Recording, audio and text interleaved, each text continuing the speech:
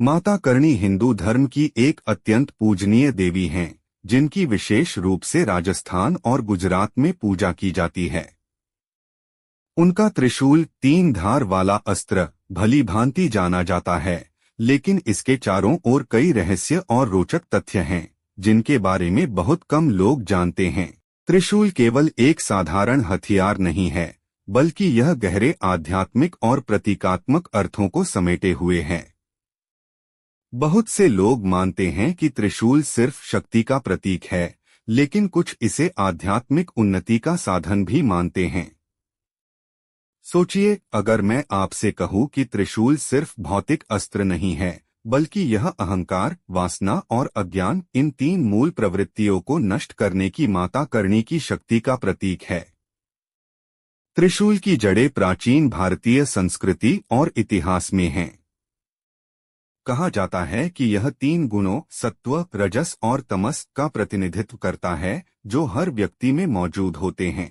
माता करणी अपने त्रिशूल के द्वारा इन गुणों पर नियंत्रण का संकेत देती हैं और अपने भक्तों को धर्म के मार्ग पर अग्रसर करती हैं। इतना ही नहीं, त्रिशूल भक्तों को 3 मुख्य दोषों सर्प, हाथी और बाघ से भी रक्षा करने का प्रतीक माना जाता है।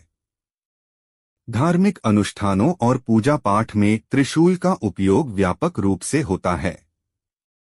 माना जाता है कि यह मन, शरीर और आत्मा को शुद्ध करता है और इसकी ऊर्जा नकारात्मक शक्तियों को दूर भगाती है। त्रिशूल का एक और दिलचस्प पहलू है, जो अक्सर नजरअंदाज कर दिया जाता है, इसका ब्रह्मांड से जुड़ा। कुछ लोग मानते हैं कि त्रिशूल के 3 फलक ब्रह्मांड के 3 पहलुओं सृजन, पालन और संहार का प्रतिनिधित्व करते हैं। त्रिशूल के रहस्यों में सबसे आकर्षक रहस्य इसका ध्वनि से संबंध है। कहा जाता है कि त्रिशूल के 3 अक्षरों अ, उ और म का प्रतीक है, जो ब्रह्मांड के जन्म, जीवन और मृत्यु का प्रतिनिधित्व करते हैं। यही संबंध त्रिशूल को आध्यात्मिक उन्नति का एक शक्तिशाली साधन बनाता है, जिससे भक्त ब्रह्मांड और उसमें अपनी भूमिका को गहराई से समझ पाते हैं।